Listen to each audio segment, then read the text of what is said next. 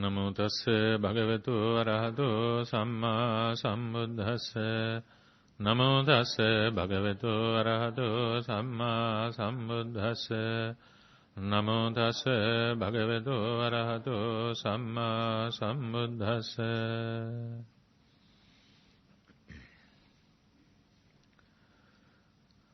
අද දවසේ වංචක ධර්ම විග්‍රහයේ අපි ලෝභය සම්බන්ධව, රාගය සම්බන්ධව, ද්වේෂය සම්බන්ධව වංචනික ස්වභාවය තේරුම් ගත්තා, විග්‍රහ කරගත්තා. අද තියෙන්නේ ඊර්ෂ්‍යාව සම්බන්ධව, ද්වේෂයේම කොටසක්. දෝසා ඉස්සා කියලා ද්වේෂයේම කොටසක් හැටියට ඊර්ෂ්‍යාව සඳහන් කරන්න පුළුවන්. වර්තමාන සමාජයේ ද්වේෂය බහුලයිනේ. ද්වේෂය බහුලකම නිසා ඊර්ෂ්‍යාව ඊටත් වඩා බහුල වෙලා තියෙනවා. විශේෂයෙන් අපි කියන සමූහයාගේ ද්වේෂය මේ ඊර්ෂ්‍යාව ගොඩාක් බහුල වෙලා තියෙනවා. ඊර්ෂ්‍යාව විරුද්ධ වචනේ තමයි මුදිතාව. මුදිතාව කියන්නේ අනුන්ගේ සැප දැකලා සතුටු වීම. මේ තමයි මුදිතාව. නමුත් වර්තමානයේ ඊර්ෂ්‍යාව කියන කාරණය, අනුන්ගේ සැප ඉවසන්නේ නැති ස්වභාවය මිනිස්යාගේ වැඩි. මොකද හේතුව? මොකද හේතුව? මොකක්ද හේතුව? හේතු රාශියක් තියෙනවා. එක හේතුවක් තමයි අපි ඊර්ෂ්‍යා කරන්නේ කොමකටද කියලා හරියටම තේරුම් ගන්න නැතිකම. අපි ඇත්තටම ඊර්ෂ්‍යා කරන්නේ කෙනෙකුගේ සැපයකටනේ. අපි කියන්නේ මිනිස්සයා. නේද? කෙනෙකුගේ සැපයකට ඊර්ෂ්‍යා කරන්නේ. එතකොට කෙනෙකුගේ සැපයට ඊර්ෂ්‍යා කරනකොට ඒ සැපය සකස් වුනේ කොහොමද? බුදුරජාණන් වහන්සේ සැප සකස් වෙන්නේ කොහොමද? කුසලයේ විපාකයේ සැපය, අකුසලයේ විපාකයේ දුක. එහෙනම් පුද්ගලයෙක් තව පුද්ගලයෙක්ගේ යම් දෙයකට හෝ ඒ පුද්ගලයාට හෝ ඒ පුද්ගලයාගේ ධනයට හෝ වස්තුවට හෝ දැනුමට හෝ උගත්කමට හෝ කුමකට හෝ ඊර්ෂ්‍යා කරන්නේ මොකකටද? ඒ පුද්ගලයා සංසාරයේ කරපු කුසල් වලට තමයි ඊර්ෂ්‍යා කරන්නේ. එතකොට ඒකේ ආදීනවය මොකක්ද? අපිමයි කියවෙන්නේ නේද? ඒකේ ආදීනවය මොකද්ද? මිනිස්සයා කුසල් වලින් බැහැර වෙනවා. ඒක තමයි හේතුඵල ධර්මතාවය. මිනිස්සයා අනුන්ගේ කුසලයෙන් ලැබෙන විපාකයට ඊර්ෂ්‍යා කරන්නේ. ඒක මිනිස්සයා දන්නේ නැහැ. ඒ කුසලයේ හෝ කුසලයෙන් ලැබෙන විපාකයට ඊර්ෂ්‍යා කරනකොට ඒ ඊර්ෂ්‍යා කරන මිනිස්සයා කුසල් මාර්ගයෙන් බැහැර වෙනවා. ලෝකයට පේනවා මේ මිනිස්සයා කුසල් කරනවා කියලා. නමුත් එයාගේ හිතේ කුසලයක් වැඩෙන්නේ නැහැ.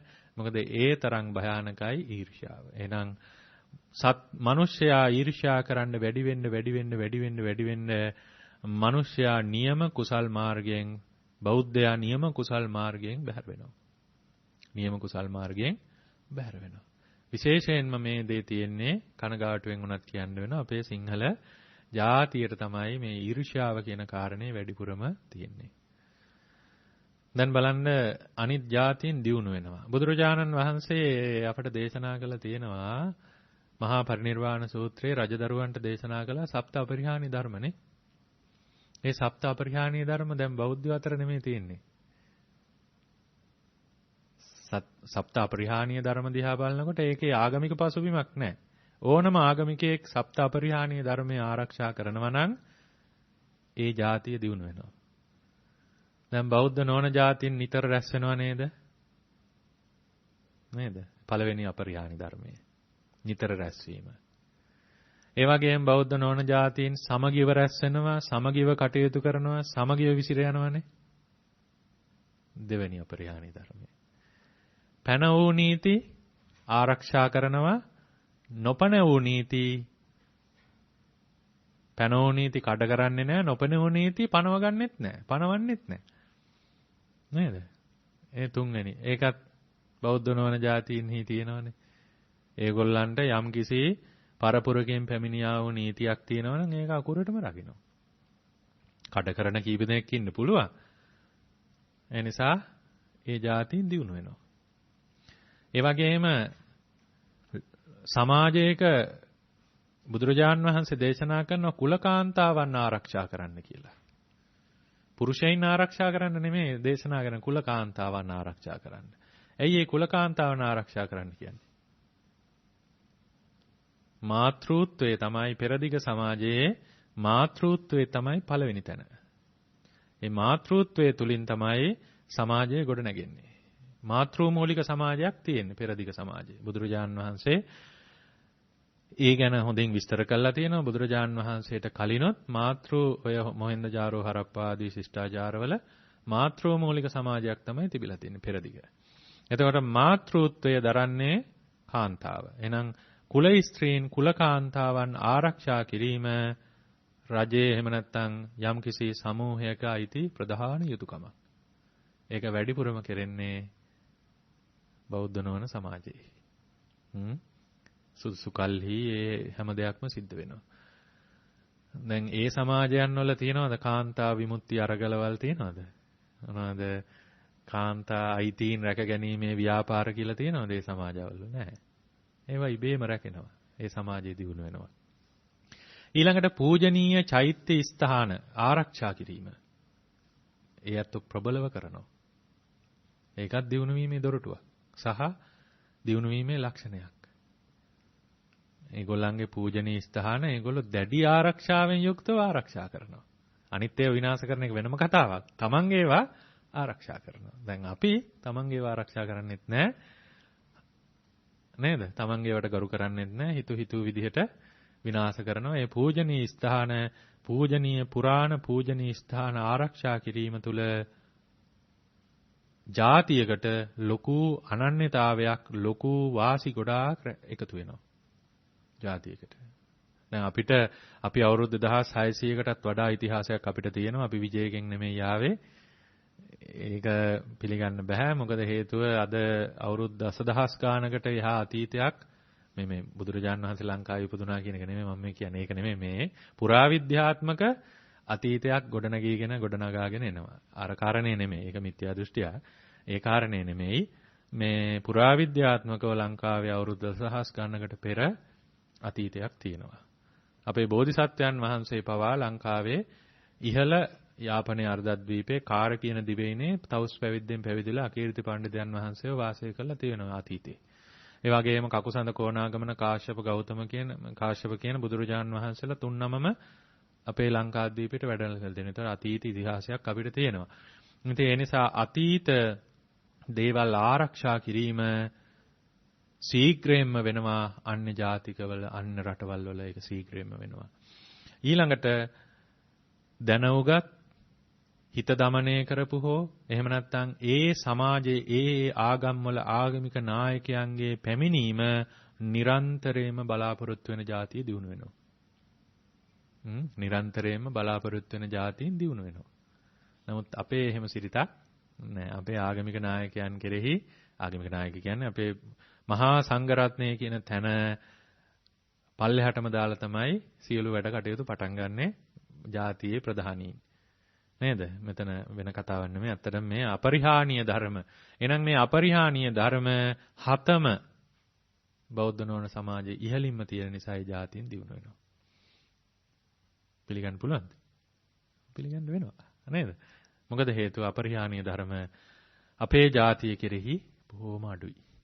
ඉතින් ඒ අඩුපාඩුව නිසාම පිරිහීමටපත් වෙනවා. බුදුරජාණන් වහන්සේ දේශනා කරන්නේ උද්ධියේව භික්ඛවේ පාටිකංකානෝ පරිහානි. දියුණුවක්ම බලාපොරොත්තු වෙන්න පිරිහීමක් නම් වෙන්නේ නැහැ කියලා.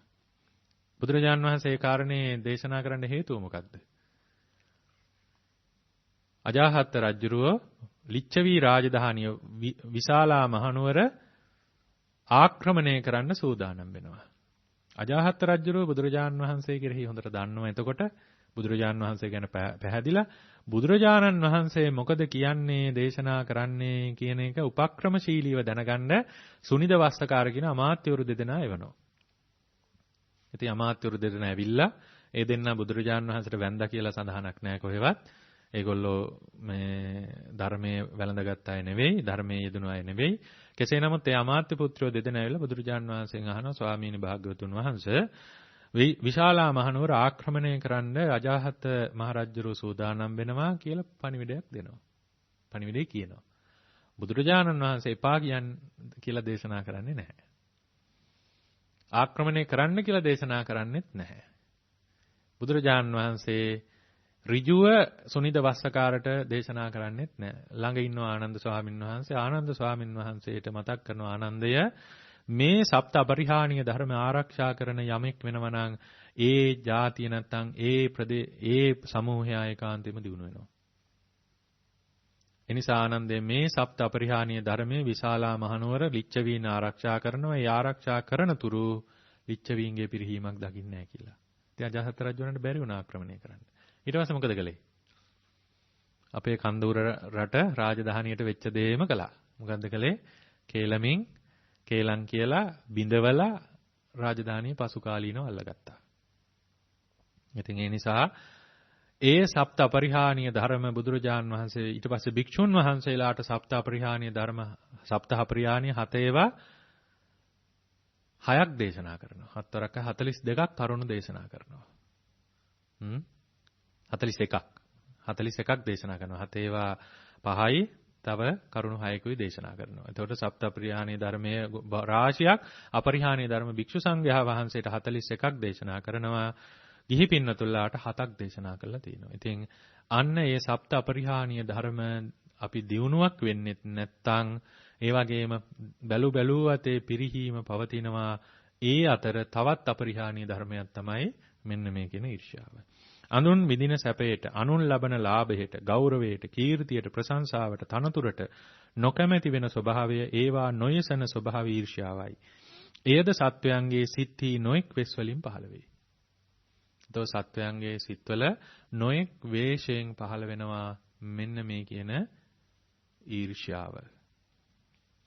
එතකොට මුලින් අපි සඳහන් කළා අපි අනුන්ගේ කුසලයට නේද? අනුන්ගේ කුසලයට අනුන් සංසාරයේ කරන ලද කුසලයේ විපාකයට තමයි අපි මේ මිනිසයා ඊර්ෂ්‍යා කරන්නේ. ඊර්ෂ්‍යා කරන කෙනා. එතකොට ඊර්ෂ්‍යාව සර්වසාධාරණද? ඊර්ෂ්‍යාව කොහොම සර්වසාධාරණ නැහැ. නමුත් අනුන්ට නෙමෙයි ඊර්ෂ්‍යා කරන්නේ අනුන් කරපු සංසාරයේ කරපු කුසල් වලට ඊර්ෂ්‍යා කරන්නේ. දැන් ප්‍රභූ පිරිස් වාහන වල පාරවල් වහලා බැරියර් දාලා යනවා. එතකොට අනිත් අය දොස් කියනවා, බයිනවා. ද්වේෂය ඇති කරගන්නවා. නේද? නමුත් එතනදී ඒ අත්ෝ සංසාරයේ කරපු කුසලය ඒ අත්ෝ විපාක විඳිනවා. ඒකට අපි ඊර්ෂ්‍යා කළා, මනුෂ්‍යය ඊර්ෂ්‍යා කළා වැඩක් නැහැ. ඊර්ෂ්‍යා කළා කියලා කිසිම දෙයක් වෙන්නේ නැහැ. නමුත් ඒ විපාකයේ වින්දනය කළා, ඒක අනිත්‍ය භාවයටපත් වුණා, සැපේ විනාශ වුණා, ආයි දුකටපත් වෙන එක තමයි ලෝකයේ ස්වභාවය. නිසා කාගේවත් සැපයට, කාගේවත් කුසලයට, කාගේවත් කුසල විපාකයට ඊර්ෂ්‍යා කළා ප්‍රයෝජන නැති බව තමයි මේ විස්තර වෙන්නේ. මෙතන විස්තර වෙන්නේ ඍජුව ඊර්ෂ්‍යාව නොකොට කුසල ඡන්දයෙන් ඊර්ෂ්‍යාව වංචා කරන හැටි මෙතන විස්තර වෙන්නේ. පරාර්ථ කාමතා වේශයෙන් වංචක ඊර්ෂ්‍යාව. පරාර්ථ කාමතාව නම් අනුන්ට යහපතක් කරනු කැමැති බවත්. ඊර්ෂ්‍යාව නම් ඒට විරුද්ධ ස්වභාවයකි. එතකොට පරාර්ථ කාමතාව කියන්නේ අනුන්ට යහපතක් කරනු කැමැති බව. ඊර්ෂ්‍යාව කියන්නේ ඊට විරුද්ධයි. එහෙත් සමහර විට මේ පරාර්ථ කාමතා ආකාරය ගන්නේය. කෙනෙකුට යම්කිසි තනතුරක් ලැබෙන්නට යන කල්ලි ඒට නොකැමැති තැනැත්තා කෙරෙහි ඒ ඊර්ෂ්‍යාව සමහර විට පරාර්ථ කාමතාවයෙන් පහළ වෙයි. යම්කිසි කෙනෙකුට තනතුරක් ලැබෙන්න යනකොට එයින් වංචිත වූ තැනැත්තා කියනවා මේ තනතුර ලදහොත් මොහු අල්ලස් ගැනීම ආදී ජනයා පෙළන්නට වෙයි. එයින් මහජනයාට වන්නේ විපතක්ය. මොහුට මේ තනතුර ලැබීම වළක්වා ජනයා ආරක්ෂා කළ යුතුයයි සිතා තනතුර ලැබෙන්නට යන තැනැත්තාට බාධා කරන්නට වන්නේය. කාර්යාලවල එහෙම ඔව තියෙනවා. ඒ වළක්වන්නට උත්සාහ කරන්නේය. මෙසේ කරන්නේ තැනැත්තාට තමා එසේ කරනු ඊර්ෂ්‍යා නිසා බව නොවැටහෙන්නේය. ඔහුට තබා ඒ ක්‍රියාවට අනුකූල වන අන්‍යයන්ටද ඒ ඊර්ෂ්‍යාව නිසා කරන්නක් බව නොවැටහේ.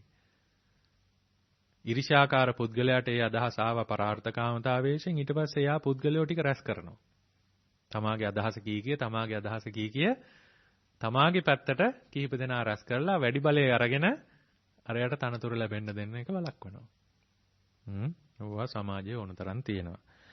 පරාර්ථකාමී යම්කිසි සත්පුරුෂයෙකු විසින් දුගියෙකුට උපකාරයක් කරනු දක්නා කල්ලි දෙන තැනැත්තාට ලැබෙන කීර්ති ප්‍රශංසා නොවියසිය හැකි තැනැත්තා කෙරෙහිද සමහර විට ඊර්ෂ්‍යාව පරාර්ථකාමතා රූපයෙන් පහළ වේ. සත්පුරුෂයෙක් දුගියෙකුට, යාචකයෙකුට, අසරණ කෙනෙකුට යම් දෙයක් දෙන්න සූදානම් වෙනකොට ඒ සත්පුරුෂයාට ඒ නිසා දැන් අපි හිතමු දුප්පත් කෙන පිරිසකට ගයක් මේ පවුලකට ගයක් හදලා දෙනවා. ඒ ගයක් හදලා දෙනකොට එයාගේ දියුණුව නැත්තම් එයාගේ කීර්තිය බොහෝ ප්‍රචලිත වෙනවා. සාමාන්‍යයෙන් එහෙම වෙනවා.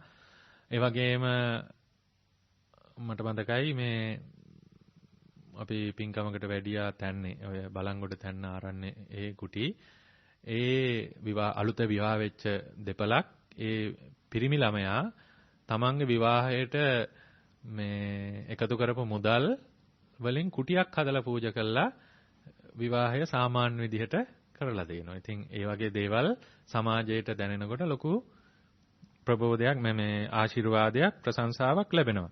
ඉතින් ඒක දකින සමහර කෙනෙක් හිතනවා ඒට රැවටුණු ඊර්ෂ්‍යාකාරය පරාර්ථකාමියාගේ දීම සැහැල්ලුකට හෝ ලොවට කරන අනර්ථයක් වශයෙන් හෝ දක්වන්නේ. එනේන මිනිසුන්ට මෙසේ නිකම්ම මුදල් දුනහොත් රටේ අලසයන් යාචකයන් බෝවන්නේ නොවේදයි කියමින් දෙන තැනැත්තාට නිඳා හෝ කරන්නේය. නොදෙනසේ අනුශාසනා හෝ කරන්නේය. එහෙම තියෙනව නේද? දැන් අසරණෙක් ආවහම අර ලංකාවේ නම් අර කලර් ලයිට් වල මේ විදුලි සංඥා ළඟ ඉන්නවා රතු පාට එළිය වැටුණු ගමන් ඇවිල්ලා ජනේල ළඟින් ඉතින් මේ වාහනේ ළඟට ඇවිල්ලා ඉල්ලනවා. එතකොට සමහර අය කියනවා ඔය මේ මිනිස්සයාගේ අතපය හතර තියෙනවා මොකටද දෙන්නේ නිකන් මිනිස්සු අලසය වෙනවා ඔය රස්සාවක් කරගන්න පුළුවන්. ඒක අපිට අදාළ නැහැ. මේ මිනිස්සයා එකෙන් කුඩු බිව්වත්, ගංජා ගැහුවත් මොනවා කළත් ඒක දෙන කෙනාට අදාළ නැහැ. දෙන කෙනා දෙන්නේ මේ මිනිස්සයාට යහපතක් වේවා කියන චේතනාවෙන්. එතන ඒක කුසලයක් සිද්ධ වෙනවා. එහෙම නැතුව අර වගේ දෙයක් කෙනෙකුට වළක්වනවා කියන්නේ ඒ වැළැක්වීම කියන කාරණය තමාට අකුසලයක් විදිහට බොහෝ විදිහට බලපානවා. කෙනෙකු අනුන්ගෙන් දෙයක් ලෙහෙසියෙන්ම පිනට ලබා නම් සමහරුන්ට ඒ නොවිසිය හැකිය. කෙනෙකුට තමන් පෙර සංසාරයේ කරපු කුසලයක් නිසා ඉබේම යම් දෙයක් ලැබෙනවා. දුන්න නිසා ලැබෙනවා. ඔවුන්ගේ ඊර්ෂ්‍යාවද සමහර විට පරාර්ථකාමතාවේශය ගන්නේ. එයින් වංචිත වූයේ එසේ අනුන්ගෙන් දෙයක් නිකම්ම ලබා ගැනීමට පුරුදු වීමේ දෝෂය කියා එය වළක්වන්නට තැත් කරන්නේය. එක් ධනවතෙක් මෝටරිය වලින් භික්ෂූන් වැඩම කරවා මහදනක් දින. ඒ නොවිසිය හැකි වූවෙකු කෙරෙහි පරාර්ථකාමතාවේශයෙන් ඊර්ෂ්‍යාව පහළ විය. එයින් වංචිත වූ ඔහු භික්ෂුන් වහන්සේ මෝටරිය වලින් වැඩම කිරීම අප රටට පුරුදු වූ දුප්පතුන්ට පින්කමක් කර ගැනීමට අපහසු වන බව කියා දායකයාටත් භික්ෂූන්ට නිඳා කළේ. මේ 1947 ලියුව පොතක් නිසා ඒ කාලේ භික්ෂුන් වහන්සේ නමක් වාහනයක වඩනකොට ඒ කාලේ මේ වගේ කතාවක් ඇති වෙලා තියෙනවා. නේද? එනිසා සමහර ගිහි පින්නතුල්ලා ඉන්නවා භික්ෂුන් වහන්සේලා හොඳ වාහනයක වඩිනවට කැමති නැහැ. සරප්පු දෙකක් දානවට කැමති නැහැ. හොඳ සිවුරක් පොරවනවට කැමති නැහැ. ඉරිච්ච සිවුරක් පොරවනවට කැමති. ඒ වගේ ඒ කියන්නේ පැහැදීම අපැහැදීම නෙමෙයි මම මේ කියන්නේ කැමැති අකමැති ස්වභාවය. ඒ කියන්නේ ගිහි පින්නතුල්ලාගේ ගම්පලාත්වල ගොඩාක් ඔක තියෙනවා. මටත් අත්දැකීම් තියෙනවා. ගම්පලාත්වල ගිහි අයගේ අර ගමේ මිනිස්සුන්ගේ අර ඈත පළාතකින් කොළඹ වගේ පළාතකින් ඇවිල්ලා ඒ ස්ථානෙට උදව් කරනවට අකමැති. ඒ අර මෝඩකම ඉති. ඒ අර මෝඩකම. ඒ අකමැති. එහෙනම් ඉතින් කොළඹ අයම කරගත්ත දෙන්කෝ කියලා කියන අවස්ථා තියෙනවා. ඒ වගේම වාහනයක ස්වාමීන් වහන්සේ වඩිනවා. ඒ වගේ අර නොදන්නා ස්වභාවය නොදන්නා මේ හැම දෙයක්ම කාගේවත් වැරදි නෙමෙයි. කෙලෙස් වල ස්වභාවයන්. ඉතින් එහෙම අකමැති ස්වභාවයන් තියෙනවා. එනිසා බුදුරජාණන් වහන්සේ මේ වංචා කරන ස්වභාවය හිතේ ස්වභාවය පෙන්වලා දෙනවා මේ ස්වාමින් වහන්සේ. ඒ ස්වාමින් වහන්සේගේ අත්දැකීමක් ඒ කාලේ හැටියට මෙසේ නොඑක් තැනදී මේ ඊර්ෂ්‍යාව ඒ පුද්ගලයාට ඊර්ෂ්‍යාව බව නොදැනෙනසේ පරාර්ථකාමතා වේශයෙන් පහළවන්නේය. පරාර්ථකාමතා වේශයෙන් මේ ඊර්ෂ්‍යාව පහළ වෙනවා. එනිසා බුදුරජාණන් වහන්සේගේ ධර්මයට අනුව මේ ඊර්ෂ්‍යාව කියන්නේ බොහොම බරපතල අකුසලයක්. ඒ බරපතල අකුසලය පරාර්ථකාමතා වේශයෙන් පහළ වෙන ඊර්ෂ්‍යාව සම්බන්ධව මේ විස්තර කළේ. අර බල්ලෙක් කොළඹ ගිය කතාව දන්නවද? නෑ නේද? බල්ලෙක් කොළඹ ගිය කතාව. ගමක හිටපු බල්ලෙක් ගියාලු කොළඹ. ගිහිල්ලා ඉතින් ටික දවසක් කොළඹ ඉතින් රවුම් ගහලා ආයි ගමට එනකොට ගමේ බල්ලෝ ටික එකතු වෙලා ඇහුවලු කොහොමද කොළඹ හොඳද? ඉතින් මේ බල්ලා කිව්වලු කොළඹ නම් බොහොම හොඳයි කිසිම කරදරයක් නැහැ. බොහොම ලස්සනයි. කරදරයක් උනේ නැද්ද? අනේ කොළඹ මිනිස්සු හරියට මට උදව් කළා. මාව එක්කන් ගිහිල්ලා ඒ ලොකු මාලිගාව වගේ ගෙවල් වල කණ්ඩ දුන්නා. සමහර අය මාව නෑවුවා. පිහ දැම්මා. පුදුම මේ විදිහට මට මේ උදව් කළා. කරදරයක් උනේම නැද්ද? කරදරයක් නම් උනා ලොකු කරදරයක්. මොකක්ද? අපේ උන්ගෙන් බේරෙන්න බැරි වුණා කිව්වා. බල්ලන්ගෙන් බේරෙන්න නම් වෙන්නේ නැහනේ. අන්න ඒ වගේ තමයි අපේ අයගෙන් බේරෙන්න ලේසි නැහැ. නේද? අපේ අයගෙන් බේරෙන්න ලේසි නැහැ. ඉතින් අන්න ඒක තමයි බල්ලා කොළඹ කිය කතාව. ඉතින් ඊර්ෂ්‍යාව සම්බන්ධව දිනු වෙනකොට කකුලෙන් අදින්න තමයි අනිවාර්යයෙන්ම බලන්නේ. ඒක ඉතින් අනේ මන්ද ලේවලම තියෙන දෙයක් වගේ වෙලා තියෙනවා. ලේවලම තියෙන දෙයක් වගේ වෙලා තියෙනවා. මෙසේ නොඑක් තැනදී මේ ඊර්ෂ්‍යාවේ පුද්ගලයාට ඊර්ෂ්‍යාව බව නොදැනෙනසේ පරාර්ථකාමතාවේශයෙන් පහළවන්නේය. පරීක්ෂණතාවේශයෙන් වංචක ඊර්ෂ්‍යාව. යමක් රටේ කියන පමණින්ම අනුන් කී පමණින්ම නොපිළිගෙන විමසා පිළිගැනීම නොවනතියන්ගේ ස්වභාවයයි. කියන්නා කෙසේ කීවත් අසන්නා සිහි බුද්ධියෙන් ඇසිය යුතුයි කියලා කියනවනේ නේද? නොවිමසා පිළිගැනීම මෝඩයන්ගේ ස්වභාවයකි. සමහර විට ඊර්ෂ්‍යාවද පරීක්ෂණතාවේශය ගන්නේය. අර විමසන ස්වභාවය ගන්නෝ ඊර්ෂ්‍යාව. කෙනෙකු විසින් ගුණවතුකගේ ගුණේ කී කල්හි අනුන්ගේ ගුණවත් බව නොවිසන්නාහුගේ ඊර්ෂ්‍යාව සමහර විට ඔහු කෙරෙහි පරීක්ෂණතාවේශයෙන් පහළවන්නේ. එයින් වංචිත වූ හෙතෙම ගුණවතාගේ ගුණය නොපිළිගෙන පරීක්ෂණයට තබා ගන්නේය. අනුන්ගේ ගුණ දක්නට නොකැමැති වූ නුගුණ දක්නට කැමැති තැනැත්තාහට කෙනෙකුගේ කිනම් ගුණයක් වුවද අගුණයක් කොට ගත හැකිය. මහත් ගුණය සුළු කොට ගත හැකිය. පරීක්ෂණතාවේශයෙන් පැමිණි ඊර්ෂ්‍යාවෙන් විමසන්නා වූ තැනැත්තාහට අනුන්ගේ ගුණය අගුණයක් වශයෙන් ලෙහෙසියෙන්ම පෙනෙන්නේ. මොකද පාට කණ්ණාඩිය දාගෙන ඉන්නේ. පාට කණ්ණාඩිය දැම්මහම පාටට තමයි කළු පාට කණ්ණාඩියක් දාගත්තාම කළු පාට තමයි මුළු ලෝකෙම පේන්නේ. දකින හැම දෙයක්ම. අන්න ඒ වගේ අනුන්ගේ ගුණයක් කැමති නෑ අහන්න. භික්ෂු සමාජෙත් මේ දේ තියෙනවා. ගිහි සමාජෙත් තියෙනවා. අනුන්ගේ යහපතක් අනුන්ගේ ගුණයක් අහන්න කැමතිත් නෑ. අනුන්ට ප්‍රශංසා කරන්න කැමතිත් නෑ. කොච්චර හොඳ දෙයක් කළත් ප්‍රශංසා කරන්න කැමති නෑ. යා හොඳයි එච්චරයි. ඒක තමයි ಗುಣ මකුකම කියන්නේ. නේද? ඒ නිසා දරුවෙක්ගේ වුණත් යම් ගුණයක් දැක්කහම දරුවව ප්‍රශංසාවට ලක් කරන්න දෙමව්පියෝ විසින්. ඒක ලොකු දෙයක්. ඒක පෘථග්ජන මනුෂ්‍ය හදවත හිත බලාපොරොත්තු වෙන දෙයක්. නේද? ඒක බලාපොරොත්තු වෙන දෙයක්. ඉතින් ඒ තුල මානය ගොඩනගා ගන්න එක නෙවෙයි ඇත්තටම කරන්න ඕනේ. ඒකත් අපි දැනගන්න ඕනේ. නේ? අර සංඝරාජ ස්වාමින් වහන්සේ කවුද මේ මහනුවර යුගයේ වැලිවිට අසරණ සරණ සංඝරාජ ස්වාමීන් වහන්සේ ලංකාවේ අන්තිම සංඝරාජයන් වහන්සේ. ස්වාමීන් වහන්සේ කුටියේ උළුවස්ස ගහලා තිබ්බා උඩඟු නොව මහණ කියලා. සංඝරාජහම තාම තියෙනවා මල්වත්තේ කෞතුකාගාරයේ උළුවස්ස උඩඟු නොව මහණ. සංඝරාජ වුණාට පස්සේ උඩඟු වෙන්න එපා කියලා නිතරම පේනවනේ උළුවස්ස ගහලා තියෙනකොට. අන්න ඒ වගේ මානෙ කියන කාරණය දුරු කරගන්න ඕනේ. ඒ ගැනත් ඉදිරියට එනවා අපිට කතා කරන්න. ඒ නිසා විශේෂයෙන්ම අනුන්ගේ ගුණයක් දැකලා ප්‍රශංසා කිරීම ඒක බුදුපසේ බුදුමහරහතුන් වහන්සේලාගේ උසස් ගුණයක්. ඒ ගුණය අපේ සමාජයේ ගොඩාක් අඩුයි. ඒ කියන්නේ මේ මුරුංගත්තේ තියනවා කියන එක නෙවෙයි. ඒක බොරුවට කරන එකක් නේද? මුරුංගතු හයිය නැහැ කඩාගෙන වැටෙනවා. වැඩි කල් යන්නේ නැහැ කඩාගෙන වැටෙනවා. ඒ නිසා මුරුංගත්තේ තියනවා කියන කතාව නෙවෙයි මේ කියන්නේ. ගුණේ වශයෙන් දැකලා ගුණයට ගරු කිරීලා ගුණයට ප්‍රශංසා කිරීම උත්තරීතර බෝසත් ගුණයක්. බෝසතාණන් වහන්සේ අගුණය සත්පුරුෂ ගුණය තමයි අගුණය ප්‍රකට කරන්නේ නැහැ. කෙනෙක්ගේ අගුණයක් දැක්කහම ඒක තැන් වල කියන්නේ නැහැ. ඒ අසත්පුරුෂයාගේ සුළු ගුණයක් පොඩි ගුණයක් දැක්කහම ඒක ප්‍රසිද්ධ කරනවා සත්පුරුෂයා. ඒක තමයි සත්පුරුෂයාගේ ස්වභාවය. අගුණ කියන්නේ නැහැ. පොඩි ගුණයක් හරි දැක්කනම් නේද? පොඩි ගුණයක් හරි දැක්කනම් ඒ ගුණය ප්‍රකට කරනවා. ඒ ගුණය ප්‍රකට කරනවා. එනිසා බුදුරජාණන් වහන්සේ පවා දේවදත්ත ස්වාමීන් වහන්සේගේ ගුණත් යම් යම් අවස්ථාවල මුල්ම කාලේ දේශනා කළා තියෙනවා. ගුණය ප්‍රකට කරනවා. ශ්‍රාවකයන් වහන්සේලාගේ ගුණ ප්‍රකට කරනවා. ඉතින් ඒක තමයි සත්පුරුෂ ගුණය. යහපත් ගුණය. Tamanට වඩා ගොඩාක් පහත් මට්ටමේ පහත් කියන්නේ අපි පහත් කියන කතාව වචනේ කිව්වේ උගත් මට්ටම අනුව බලමු ගොඩාක් නූගත් වෙන්න පුළුවන්. නමුත් ඒ නූගතාගේ ගුණ උගතාට කියන්න පුළුවන් නම් ඒ උගතා සත්පුරුෂයා. නූගතා කොහොමත් උගතගේ ගුණ කියනවා.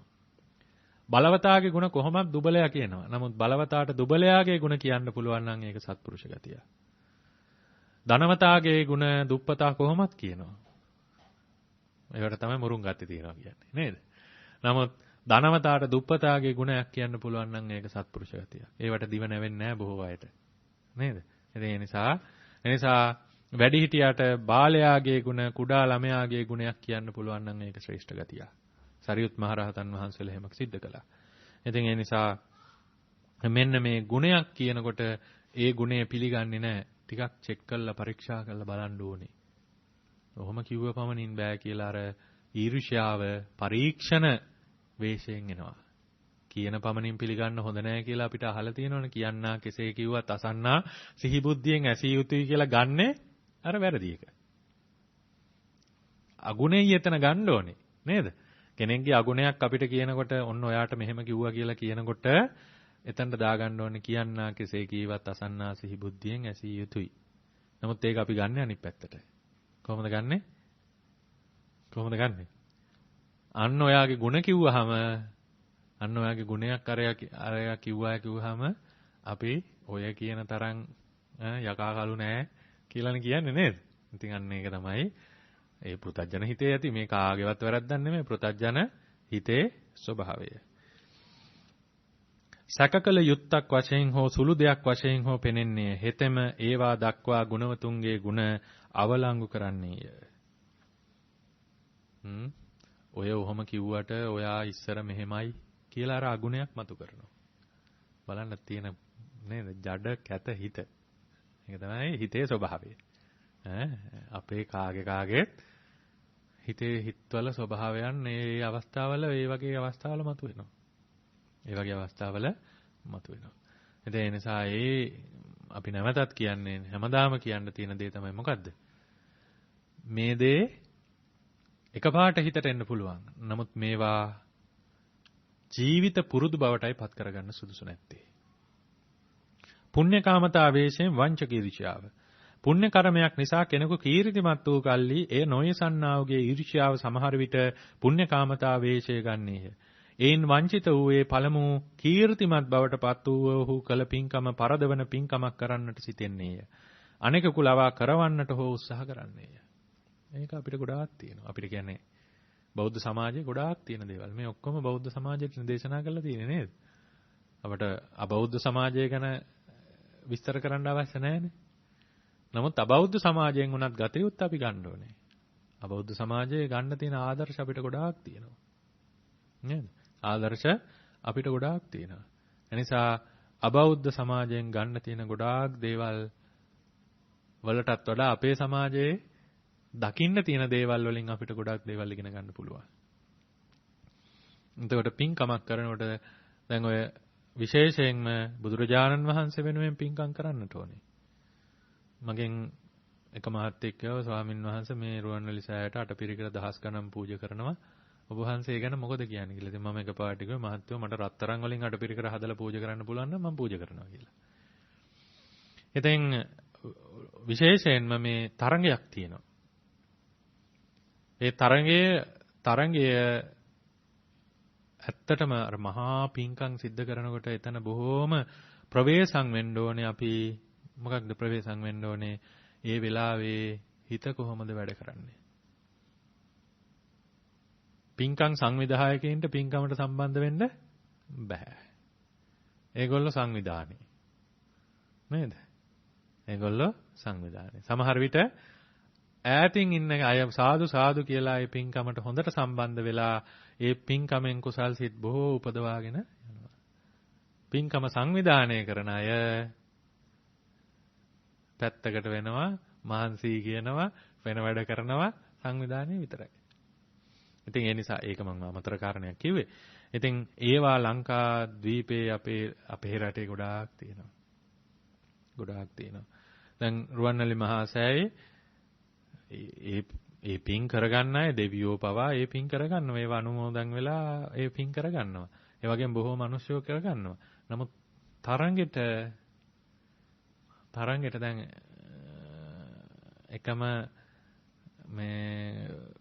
එකම මාසේ මහා පින්කම් එකම මාසේ එකම දවස් ළඟ දාගෙන කරනවා. ඉතින් මම කියන්නේ වැරදි කියලා. මට පුළුවන් නම් රත්තරන් වලින් රුවන්වැලි සෑය වහනවා. ඒකේ ආනිසංස අපි දන්නවා. වැරදි නෙමෙයි.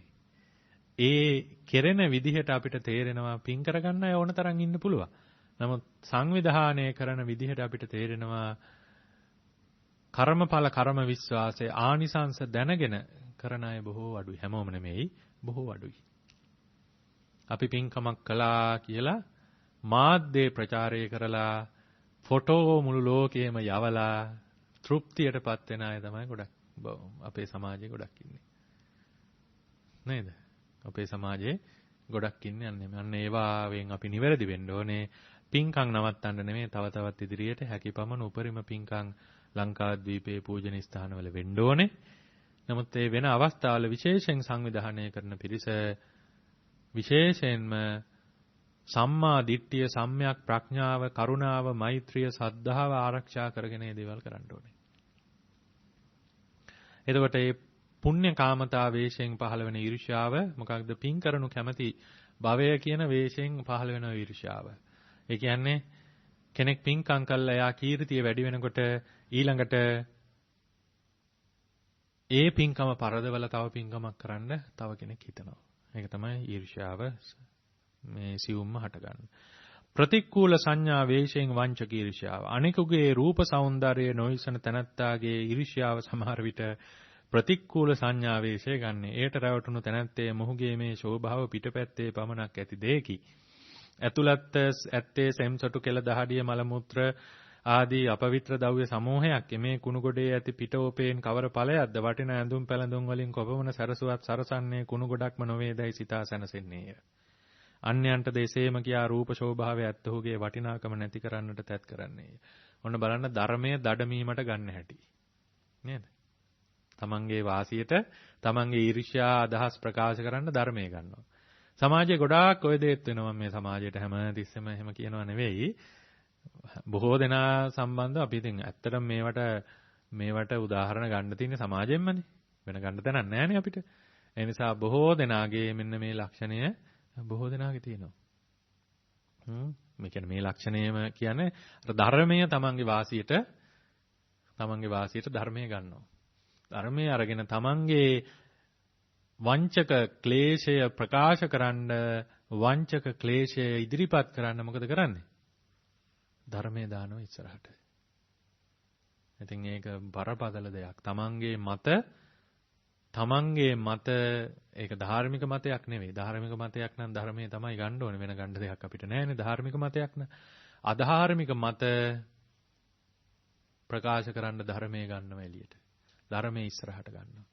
ඊළඟට මාධ්‍ය නිසා ගොඩක් අය කුසලුත් කරගන්නවා, අකුසලුත් කරගන්නවා. සමහර ස්වාමින් වහන්සේලාගේ දේශනාවල කෑලි ලියලා මලවලා කපලා අර තමන්ගේ මතේ ප්‍රකට කරන කෑල්ල විතරක් දානවා. ඒ ස්වාමීන් වහන්සේ ඊට ඉස්සෙල්ලා කිව්වේ මොනවද? අහන අය දන්නෙත් නැහැ. ඊට පස්සේ කිව්වේ මොනවද? අහන අය දන්නෙත් නැහැ. කොච්චර අපරාධයක්ද? නේද? ඊට පස්සේ ඒ ස්වාමීන් වහන්සේ තමන්ගේ මතේ ලෝකෙට ප්‍රකාශ කරනවා කියලා ඊට පස්සේ පිරිස කමෙන්ට් හොයනවා ඊට පස්සේ. ඕවනේ කරන්නේ නේ. අපිට ඕව නැහැ. නමුත් සමාජයේ තියෙන දේවල් අපි දන්නවා. ඉතින් අන්න ඒ නිසා ධර්මය තමාට ඕන විදිහට ධර්මයේ බුදුරජාන් වහන්සේ පෙන්වන්නේ කොහොමද? සර්පෙක් වගේ. සර්පයාගේ වලිගෙන් ඇල්ලුවොත් මොකද වෙන්නේ? දෂ්ට කරනවා. නිසා සර්පයාගේ අල්ලන්න ඕනේ බෙල්ලෙන්. බෙල්ලෙන් ඇල්ලුවේ නැත්නම් සර්පයා අනිවාර්යයෙන්ම දෂ්ට කරනවා.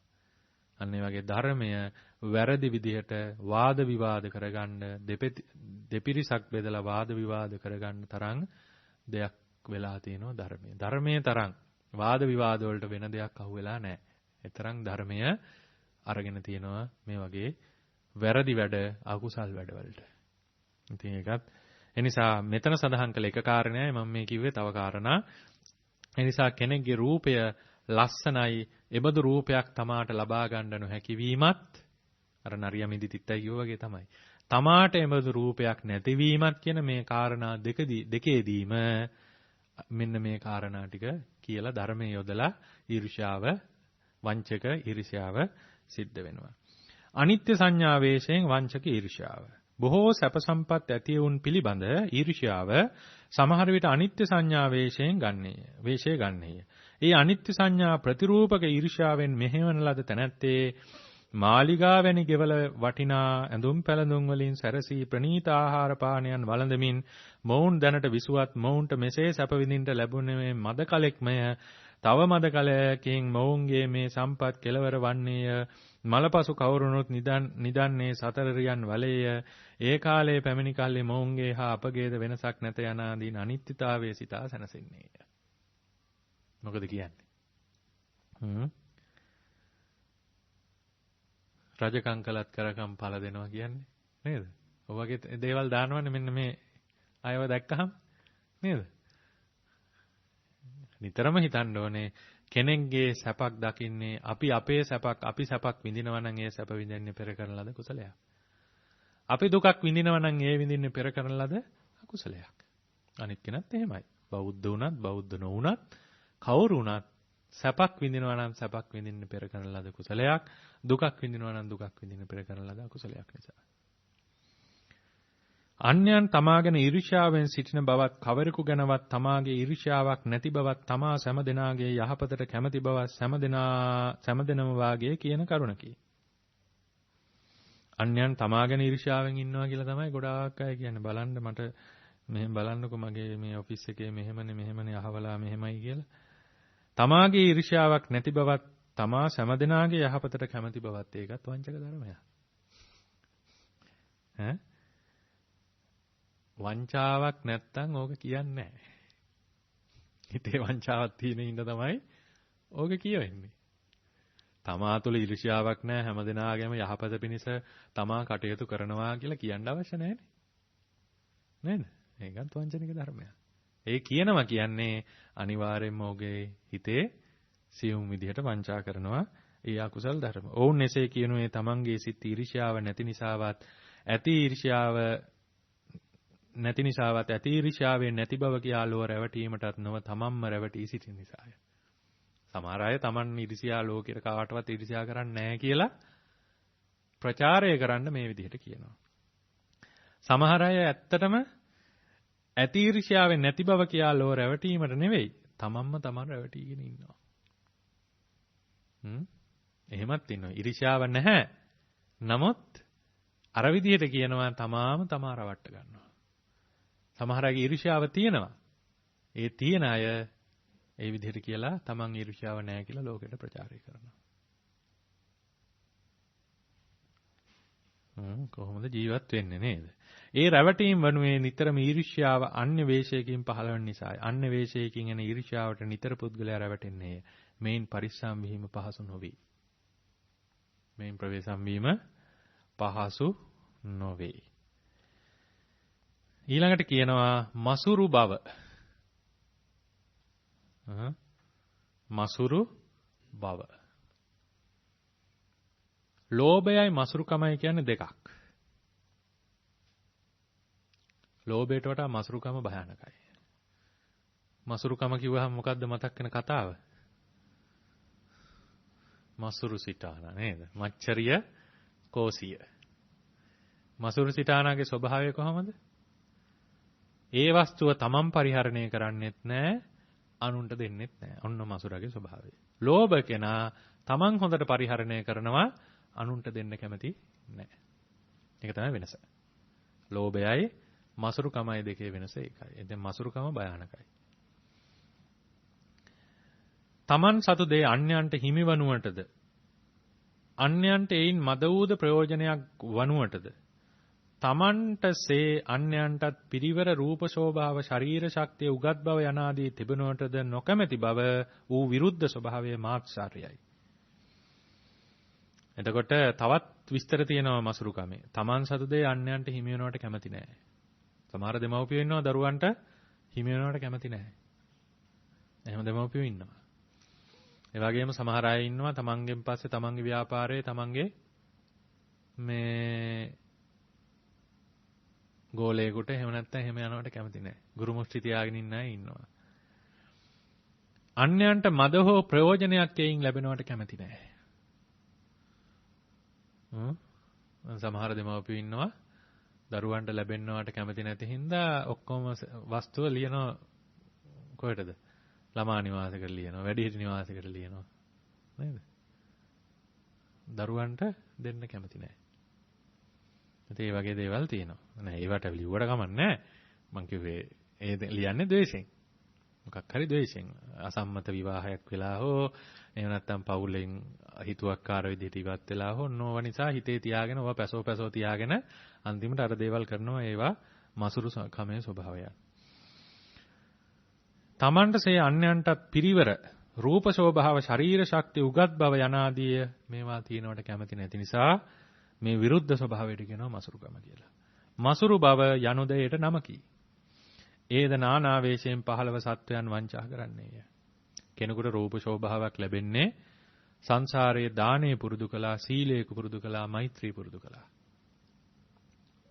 හේතුඵල ධර්මතාවය. හේතුඵල ධර්මතාවය. නේද? වෙන දෙයක් නෙමෙයි. හේතුඵල ධර්මතාවය. ඉතින් හැබැයි ඒ රූපයත් ජරාවට යනවා. ඒ රූපයත් මරණයටපත් වෙනවා. කුණු වෙනවා. පණුව ගන්නවා.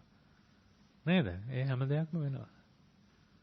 ස්වල්ප රෝගයකින් ලස්සන රූපය මේ ඔක්කොම හැමනේ මේ නේද? පිටපොත්තනේ නේද? නේ? අපි හැමෝම මස්කුලියක් ඔළුවේ තියාගෙන තමයි ඉන්නේ. මොකද්ද මස්කුලිය? ඈ? මොකද්ද? මොලේ. නහර වලින් බැදිච්ච, ලේ පිරිච්ච, මස් වලින් යුක්ත, බලන්න අප්‍රසන්න, තැඹිලි ගෙඩියේ ලොඳයක්සේ තියෙන මස්කුලියක් ඔළුවේ තියාගෙන තමයි මේ ඔක්කොම සෙල්ලම් කරන්නේ අපි හැමදෙනාම. ඉතින් ඒ නිසා ඊර්ෂ්‍යා කරන්න මසුරු බවක් ඇති කරගන්න දෙයක් නැහැ. යමක් කරන කල්ලි පරීක්ෂා කොට කරන ස්වභාවය නොනැතියන්ගේ සිරිතික. අපි ඉස්සලත් කිව්වේ පරීක්ෂණතා. එය දෙලොව වැඩ පිණිසම පවත්නා කරුණේ. සමහර විට සමහරුන්ගේ හිසිත්ති මාත්සාරය නැත්තම් මසුරු බව පරීක්ෂාකාරිතා වේශයෙන් පහළ වෙනවා. යම්කිසි පුණ්‍ය කර්මයකට හෝ ගමේ රටේ ජාතියේ දියුණුව පිණිස කරන දෙයකට හෝ සහභාගී වන්නට මසුරාට කතා කළහොත් එකල්ලි ඔහුගේ මසුරු බව පරීක්ෂාකාරිතාවේශය ගන්නවා. එයින් මෙහෙවන ලද මසුරු තැනැත්තා මේවා කෙරෙන වැඩද කලත් ප්‍රයෝජනයක් වන වැඩදයි නොවීම සහභාගී වීම නුසුදුසුය. පරීක්ෂා කර පසුව සුදුස්සක් කරමි සිතා දීමනාව පසුවට තබන්නේය. ඔහුගේ පරීක්ෂණයත් දීමනාවත් එයින්ම කෙලවර වන්නේය. ලංකාවේ දන්සල් වලට මුදල් එකතු කරන්න යනවනේ ළමයි එහෙම. එතකොට ඕක තියෙනවා හොඳට. ඈ? එතකොට තියෙනවා මේ පොඩ්ඩක් මං හොයලා බලලා පස්සේ ඕගලන්ට කෝල් එකක් දෙන්නම් නැත්නම් කතා කරන්නම්කෝ කියලා ටෙලිෆෝන් නම්බරෙත් බොරුවට ඉල්ලගෙන එතනින් ඉවරයි. පරීක්ෂාවත් ඉවරයි, දීමත් ඉවරයි. නේද? එහෙම ඉන්න ඔය මේ මසුරු බව ගොඩක් තියෙන ධනපතියන්ට. කර්මය, කර්මඵලය විශ්වාසයක් නැතිකම ඉතින්. වෙච්චරයි වෙන දෙයක් නෙමෙයි. ඥාන වේශයෙන් වංචක මාත්සාරය. යම්කිසි කරුණක් සඳහා ධනය වියදම් කළ යුතු අවස්ථාවක් පැමිණි කල්ලි මසුරාගේ සිත්ී මේ මසුරු බව සමහර විට ඥාන වේශයෙන් පහළ වේ. වියදම් කළ යුතු ඒ දෙය වියදම් නොකලත් සිදුවන හැටියට හෝ ඒ සඳහා කරන වියදම නිෂ්ඵල වන හැටියට හෝ ඔහුට පෙනෙන්නේය. එසේ පෙනුනේ මසුරු බව නැත්නම් මාත්සාරය ඥාන වේශයෙන් ඔහුගේ సంతානයේ පහළ වීමෙනි. ඒ ගැන වඩා සිතන්න ඔහුට Tamanට වැටහෙන සැටියටම සත්‍ය බවට නොඑක් හේතු යුක්තිද පෙනෙන්නට වන්නේය. යම් දෙයක් වියදම් කරන්න ගන්නකොට යමක් ගන්න වියදමක් යනකොට ඔන්න නෝනා කියනවා මහත්තයාට මේ දේ ගමු කියලා. ඉතින් මහත්තයා මසුරු නම් මහත්තයා ඉතින් ඒකේ නොයේ දොස් දකින්නවා. ඕක වැඩිකල් පාවිච්චි කරන්න බෑ. ඕක පාට යනවා. ඈ ඒ නිසා මේ අපරාධි වියදම විතරයි. ඔයාට ඕක පස්සේ තේරෙයි. ඕන මොනාරි කියලා මහත්ය විතර නෙවෙයි නෝනලත් සමහර විට එහෙම වෙන්න පුළුවන්. ඉතින් සමාජයේ සාමාන්‍යයෙන් තියෙන දේවල්. ඉතින් ඒ නිසා අර භාණ්ඩයක් ගැනීමේදී හෝ යම් දෙයක් කිරීමේදී වියදමක් යන දෙයක් නම් පුළුවන් තරම් අර අදින්න පුබ්බක සිටුතුමා වගේ නේද? මට්ට කුණ්ඩලී කියන්නේ මොකද්ද? රත්තරන් වලට වියදම් කරන්න බැරි නිසා කරාබුවක් හදන්න තලලා කනේ දැම්මා. අන්න ඒ වගේ. අර්ථ සංරක්ෂණතාවේශයෙන් වංචක මාත්සාරය. අමාරුවෙන් සපයන්නා වූ ධනය අකාරණේ වියදම් කොට නැති කර නොගෙන ආරක්ෂා කරගත යුතුය. එසේ නොකරන්නාහට දිලදු බැවින් නොමිදිය හැකිය. ධනය සැපී යුත්තේද ආරක්ෂා කළ යුත්තේද ඌමනා දෙයට වියදම් කරනු පිණිසය. ඌමනා තැනදීද වියදම් නොකරන්නා වූ තැනැත්තාට ධනෙන් අනර්ථයක් මිස අර්ථයක් නැත. ධනෙ උපයන්නේ මොකටද? වියදම් කරන්න. ධනෙ නිකන් ගොඩ ගහගෙන තියාගත්තා කියලා ධනෙන් ඇති ප්‍රයෝජනයක් තියනවද? ධනෙන් මොන හරි භාණ්ඩ ගත්තොත් නේ ප්‍රයෝජනයක් තියෙන. ධනයක් මෙච්චර තියෙනවා කිව්වට ප්‍රයෝජනයක් තියනවද? නෝට්ටු මොනවාද මේ මුදල් කොළ නැත්තම් නෝට්ටු ලක්ෂ ගානක නෝට්ටු අල්මාරියේ තිබ්බයි කියලා ප්‍රයෝජනයක් තියනවද? නෑ. රත්තරන් පවුන් අල්මාරියේ නැත්තම් බැංකුවේ තිබ්බයි කියලා ප්‍රයෝජනයක් තියනවද? ඒත් නෑ. නේ? ඒ වයින් ප්‍රයෝජනයක් නෑනේ. ඒ වයින් යම්කිසි වැඩක් බාහිර යම් දෙයක් කරගන්න නේ ටික අවශ්‍ය වෙන්නේ. ඉතින් මසුරාගේ ස්වභාවය තමයි අරවා ගොඩ ගහගෙන තියාගන්නවා වියදම් කරන්නේ නැහැ. වියදම් කරන්න ලැබුණොත් අදින්න පුබ්බකගේ කතාවම තමයි. වියදම් කරන්න ලැබුණොත් ඒක හිතන්නේ අපෝ මේක වියදම් කළොත් මෙතනදී මට අඩු වෙනවා මෙහෙමයි කියලා. ඉතින් අර තමන්ගේ අර්ථය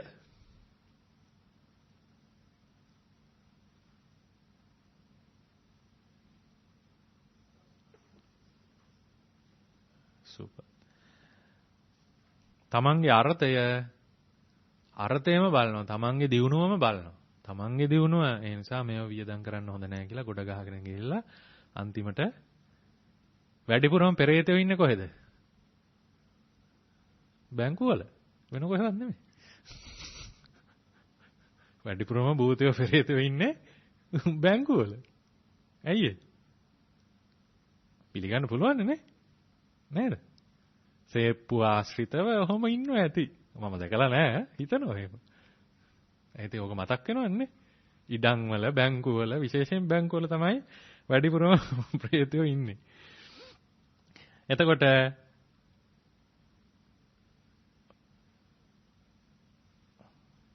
ධනයේ වියදම් කළ යුතු තැනදීද සමහර විට මසුරාගේ సంతානයේ මසුරු බව අර්ථ සංරක්ෂණතාවේශයෙන් පහළ වේ. ඒට රැවටුණු මසුරා වියදම් කළ යුතු තැනදී ධනය රැක්නට ගොස් සමහර විට මහත් දුක් කරදර වලටද පැමිණෙන්නේය. සමහර විට ස්වල්පයක් රැක ගන්නට යාමෙන් සියල්ලමද නැසෙන්නේය. නේද? එතකොට ධනය රකින්න ගිහිල්ලා සමහර විට නොඑක් දුක් කරදර වලට පැටලෙන්න පුළුවන්. දැන් හොරෙක් පැන්නයි කියන්නකෝ. තුවක්කුවකුත් අරගෙන හොරා පැන්නා. ඉතින් ඒ වෙලාවට මොකද කරන්න ඕනේ? මම දන්නේ මට ධනෙ නැති හින්දා ඉතින් මට කියන්න දෙයක් නැහැ. මම කියන්නෙත් නැහැ මෙහෙම කරන්න කියලා. ඉතින් ජීවිතය බේරගන්නනේ කවුරුත් බලන්නේ නේද? ජීවිතය බේරගන්න බලන්නේ. නමුත් මසුරට මොකද වෙන්නේ? සමහරට මරුන් කන්න වෙනවා. සමහරට මරුන් කන්න වෙනවා. නේ? එහෙනම් ගොඩ ගහගෙන හිටියට අන්තිමට අර මං ඊයේ කිව්වේ සල්ලි කනවා කියලා මැරෙන්න යන මිනිස්සෙක් නේ. සල්ලි කනවා කාලා ගිලිනවා.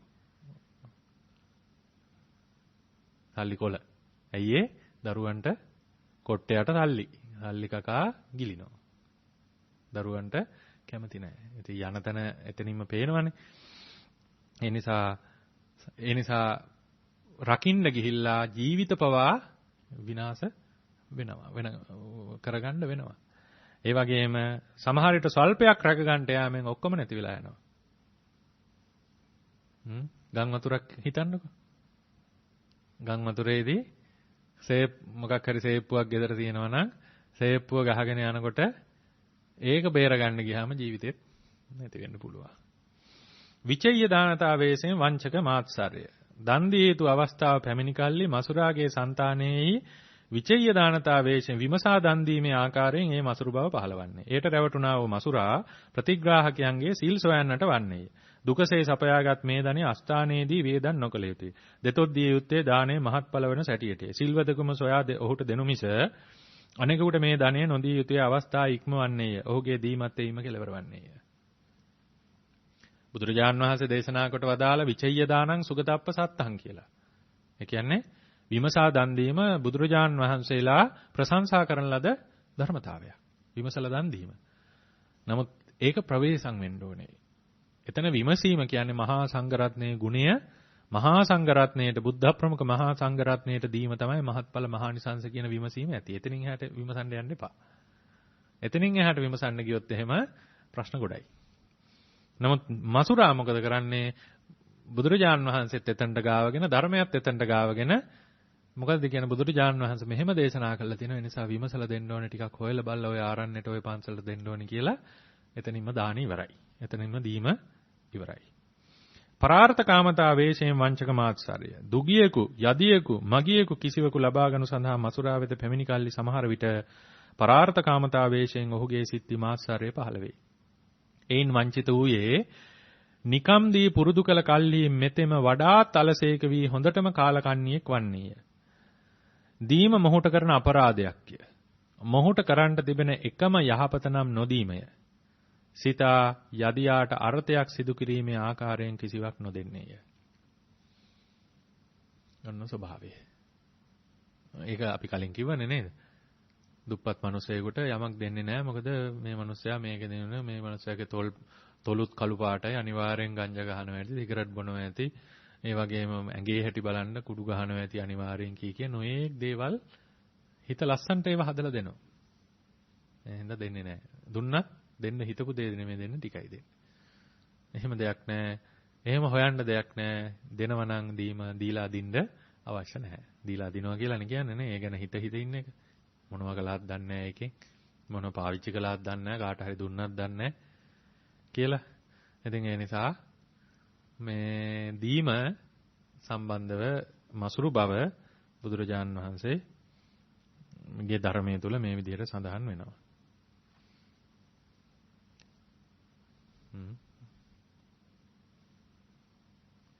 මට චෝදනාවක් තියෙනවානේ මේ කලින් ඉවර කරනවා කියලා. නේද? ඈ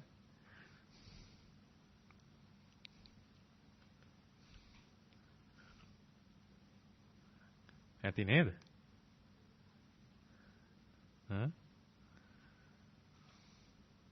මේ ටික නෑ ඉතින් තව දවස් දෙකකින් ඉවරයි. මේ 3කින් විතර ඉවර වෙයි මේ වංචක ටික, වංචක ධර්ම ටික.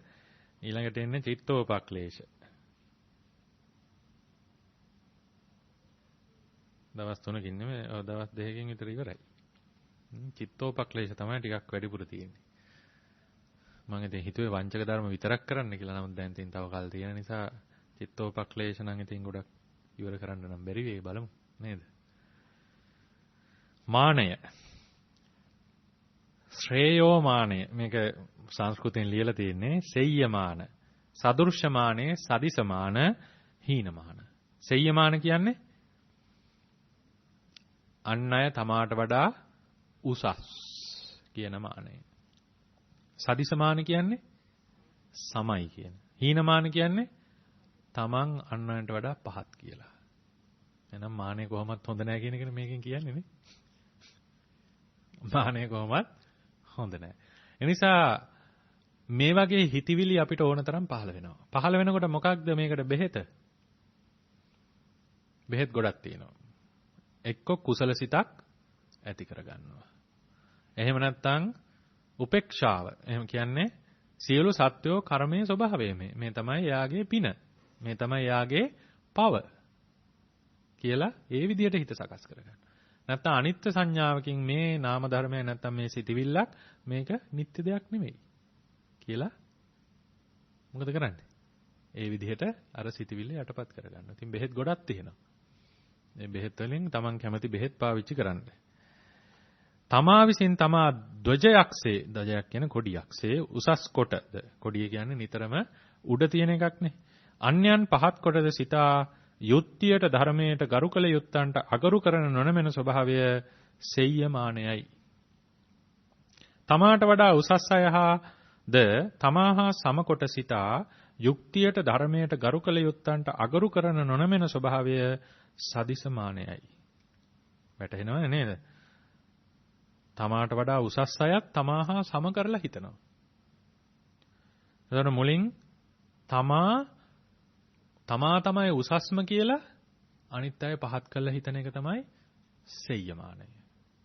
ඊළඟට තමාට වඩා උසස් අය ඉන්නවනේ. දැනුමෙන්, වැඩිහිටිකමෙන්, උගත්කමෙන්, ධනයෙන් මේ හැම දෙයකින්ම උසස් අය ඉන්නවා. එතකොට ඒ උසස් අය තමාහා සම කරලා හිතන මානය තමයි සදිසමානය. තමා විසින්ම තමා පහත් කොට සිතා ගරු නොකළ යුත්තන්ටද ගරු කරන, අයුක්තියට අධර්මයට නොනැමිය යුත්තාටද නැමෙන, නොවැන්ද යුත්තාටද වඳින ලාමක ගතිය හීනමානයයි.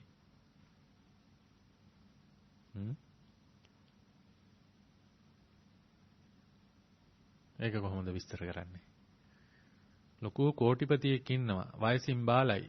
වයසක අය වඳිනවද නේද? නේද? වඳිනවා. නේ? වයසින් බාලයි වඳිනවා. ගුණවන්ත අය ප්‍රභූවරු වෙනකොට සමහර සිල්වතුන් නැගිටලා ප්‍රභූවරයා ඉස්සරහට යනවා. නේද? ඒක තමයි හීනමානය කියන්නේ. ඒකේ මනුස්ස ස්වභාවය තියෙන වෙන දෙයක් නෙමෙයි. එතකොට යම්කිසි බලවතෙක් ඉන්නකොට නේද? ඒ වගේ දේවල් තියෙනවා. සමාජෙ ගොඩක් තියෙනවා ඒ වගේ දේවල්. ඒවා තමයි හීනමානය කියන්නේ. තෙවදෑරුම් වූම මේ මානය අනේක වේශයෙන් පහළව වංචා කරන්නේය. නිහතමානීතා වේශයෙන් වංචක මානය. නිහතමානීතාව යනු මානයට විරුද්ධ ස්වභාවයකි. නිහතමානී බව. තිබියම යුතු ධර්මයක්. සමහර විට මානයම නිහතමානීතා වේශයෙන් පහළවන්නේය. මෙය බොහෝ සෙයින් දක්නා ලැබුණේ පැවිද්දන් කෙරෙහිය. අපිටත් දෙනවා බෙහෙත් නේද ස්වාමීන් වහන්සේ. ශික්ෂාවට හා ධර්මයටද ආචාර්ය උපාධ්‍යයන් වහන්සේලා ආචාර්ය උපාධ්‍යයන්ට හා වැඩිමහල්ලන්ටද ගරු කරන්නා වූ යටහත් පැවතුම් ඇත්තා වූ සංසුම් පැවතුම් ඇත්තා වූ තෘෂ්ණාමානයෙන් වැඩිවීමට හේතු නොවන වස්තුන්සේ සලකනු ලබන වටිනාකම මද වූද දුර්වර්ණ වූද චීවරාදී පරිස්කාරයන් පරිභෝග කරන්නා වූ මානය තුනී කරගෙන වෙසෙන්නා වූ භික්ෂුවගේ සිත්හි සමහර විට නිහතමානතාවයේ ආකාරයෙන් මානය පහළ වේ. ඒ කියන්නේ ඒ භික්ෂුව ශික්ෂාවට ධර්මයට ගරු කරනවා. නේද? ඒ වගේම යටහත් පැවතුම් ඇති, සංසුම් පැවතුම් ඇති, තෘෂ්ණාමානයේ වැඩිවීමට හේතු නොවන වස්තුන්සේ සලකනු ලබන. ඒ කියන්නේ දුර්වර්ණ සිවුරු, දුෂ්කර පිණ්ඩපාත, ඒ වගේම වනාන්තරයේ කුටි මේවා පාවිච්චි කරන පරිභෝග කරන භික්ෂුව නිහතමානීතා වේශයෙන් මානය පහළ වෙන කොහොමද? ඒට රැවටෙන භික්ෂුව තමාසේ නිහතමානියෝ නොවෙත අන්‍යයන් පහත් කොටද නිහතමානත්වයෙන් තමා උසස් කොටද සිතන්නේය. ආරණ්‍යක ඉන්න භික්ෂුවක් හොඳ වාහනයක සුපිරි වාහනයක ස්වාමින් වහන්සේ නමක් වැඩියොත් මන් තරම් මේ භික්ෂූන් නිහතමානී නෑ. මම බලන්න මට කොච්චර දැනුම තියෙනවද, මට කොච්චර මේ විදිහට ඉන්න පුළුවන්ද, නමුත් මම මේ ආරණ්‍ය බුදුරජාන් වහන්සේ දේශනා කරපු විදිහට ඉන්නේ කියලා නේද? එහෙම ඇති වෙන්න පුළුවන්. එතකොට පිණ්ඩපාතේ වඩින භික්ෂුවට දානකට වඩින භික්ෂුවන් දැකලා එහෙම ඇති වෙන්න පුළුවන්. නේද? ඉතින් භික්ෂුන්ට ඇති වෙන්නත් පුළුවන්, ගිහියට එහෙම ඇති වෙන්නත් පුළුවන්. අන්වසක් නොගත් ස්වාභාවික මානෙන් මත් වූ තැනැත්තේ යම්සේ පහත්යයි සලකන පුද්ගලයන් පිළිකුල් කරේද, අශෝභන වූද වටිනාකම මද වූද ඇඳුම් පැළඳුම් ආදී පිළිකුල් කරේද, එපරිද්දෙන්ම නිහතමානතා වේශයෙන්ගත් මානෙ ඇති භික්ෂුතෙමේ වර්ණවත් චීවරාදී පරිභෝග කරන භික්ෂුවද වර්ණවත් චීවරාදී පරිස්කාරයන්ද වටිනාකම් ඇති චීවරාදී පරිස්කාරයන්ද පහත් කොට සිතන්නේ පිළිකුල් කරන්නේය. එතකොට සාමාන්‍යයෙන් නිහතමානී නොවෙතයි අන්‍යයන් පහත් කොටද නිහතමානත්වයෙන් තමා උසස් කොටද සිතනවා. ඒ කලින් භික්ෂුව. අන්වසක් නොගත් ස්වභාවික මානෙන් මත් වෙනවා. දැන් අරක නිහතමානී ස්වභාවයෙන් ආවේ නේද? මේක ස්වභාවිකම මානෙ. ඒ මානෙන් යුක්ත කෙනා යම්සේ පහත්යයි සලකන පුද්ගලයන් පිළිකුල් කරේද, අර පහත්යයි සම්මතය පිළිකුල් කරනවා, අශෝභන වටිනාකම් මත ඇඳුම් පැළඳුම් ආදී අඳින අය පිළිකුල් කරනවා. අන්න ඒ වගේ පිළිකුල් නිහතමානීසා වේශයගත් මානය තියෙන භික්ෂුව මොකද කරන්නේ? අර වර්ණවත් චීවරාදී පරිභෝග කරන භික්ෂූන්ට ස්වභාවික මානෙනුත් නිග්‍රහ කරන්න පුළුවන්. මානෙ ඇති වෙනවා. නිහතමානී වේශයෙන් ආපු මානෙනුත් නිග්‍රහ කරනවා. මානෙ ඇති වෙනවා, පිළිකුල් කරනවා, පහත් කරලා සිටනවා. මේක තමයි ස්වභාවය. ආත්ම ගෞරවයේ වේශයෙන් වංචක මානෙ. දුකටපත් වන්නට නොදී, අන්‍යයන්ට කෙලිබඩුවක් කරගන්නට නොදී තමාගේ ආත්මය ආරක්ෂා කරගන්නා ස්වභාවය ආත්ම ගෞරවය. හැබැයි ආත්ම ගෞරවය කියන එක මාන්නයට ගොඩාක් ළඟයි. තමාගේ ජීවිතය ආරක්ෂා කර ගැනීම. එය තරමක් මානයේ මුහුණුවර ඇති ස්වභාවයක් මුත් මානය නොවේ. අවංකවම ගත්තොත් ඒක ඇත්තටම මානය නෙවෙයි. මානයේ ස්වභාවය තමයි, නමුත් මානයක් නෙමෙයි සාමාන්‍ය. එතකොට එය ආත්ම ගෞරවයේ සෑම දෙනා කෙරෙහිම තිබිය යුත්තකි. ඒ නැති තැනැත්තේ ආත්මය ආරක්ෂා නොකරයි කුමක් සිදුවත් කම් නැත වෙන දෙයක් වේවායේ හෙතම කිසිවක් උත්සාහ නොකරන්නේ. ඒක එකක්. අනිත් එක තමයි පවට ලැජ්ජාව නැහැ, පවට බය නැහැ. ඔය ඕන දෙයක් වෙච්ච දෙයින් ඉතින් මේක මෙතනදී තමන්ගේ ආත්ම ගෞරවයට අකුසල් කරනවා. ආත්ම ගෞරවය රැකගන්න පව් කරනවා. එයින් ඔහු වඩාත් දුකට පත්වන මිස දියුණුවට සැපයට උසස් බවට නොපැමිණෙන්නේය. ආත්ම ගෞරවය නැතියන් කෙරේ බොහෝසෙයින් හීනමානය පහළ වේ. ආත්ම ගෞරවය ඇතියන් කෙරේ සමහර විට ආත්ම ගෞරවයේ වේශයෙන් සෙය්‍යමාන හෙවත් සෙය්‍යමාන සදුර්ශමාන පහළ වේ. එතකොට ආත්ම ගෞරව ඇතියන් කෙරෙහි ආත්ම ගෞරවයේ වේශයෙන්ම තමා අනුන් හා සමානයි, තමා අනුන්ට වඩා උසස් කියන දේ පහළ වෙනවා. ආත්ම ගෞරවය මම අහවලාට මෙහෙම ජීවිතේ මෙහෙම ප්‍රශ්නයක් තියෙනවා, මට එහෙම ප්‍රශ්නයක් නැහැ, මම ආත්ම ගෞරවයෙන් යුක්තයි කියලා එහෙම පහළ වෙනවා. වැටහෙනව නේද? ආත්ම ගෞරව ප්‍රතිරූපක මානයේ ඇත්තේ ආත්ම ගෞරවයට හානියකයි ගරු කළ යුත්තාටද ගරු නොකරන්නේය. තමාගේ ආත්ම ගෞරවයට හානියක් කියලා සිල්වත් නූගත් නම සිල්වත්. උගත ගරු කරන්නේ නැහැ. මොකද ආත්ම ගෞරවයට හානියක් ඒක. දුප්පත් හැබැයි සිල්වත්. ධනවතා ගරු කරන්නේ නැහැ. ආත්ම ගෞරවයට හානියක්. ගුරු උපදේශ ලැබිය යුත්තාගෙන් ගුරු උපදේශ නොගන්නේ, වැන්ද යුත්තාට නොවදින්නේ, පිදු යුත්තාට නොපුදන්නේය. පුණ්‍යකාමතාවේශයෙන් වංචක මානය. පින් පිනිස කළ යුතු කාර්යයක් කළ යුතුව තිබෙන අවස්ථාවක ජනයා එයට ඉදිරිපත් වන්නට බියෙන් පසුබැස සිටින කල්හි සමහර විට එක් අයෙකුගේ සිත්ති පුණ්‍යකාමතාවේශයෙන් මානෙ පහළ වේ. දැන් ලොකු පින්කමක් තියෙනවා. නමුත් ඒකට ඉදිරිපත් වෙන්න ටිකක් බයයි කට්ටිය. නමුත් එක්කෙනෙකුට දැන් මානෙ පහළ වෙනවා. නමුත් පහළ වෙන්නේ මේ පින්කම කරන්න ඕනේ කියලා. කොහොමද?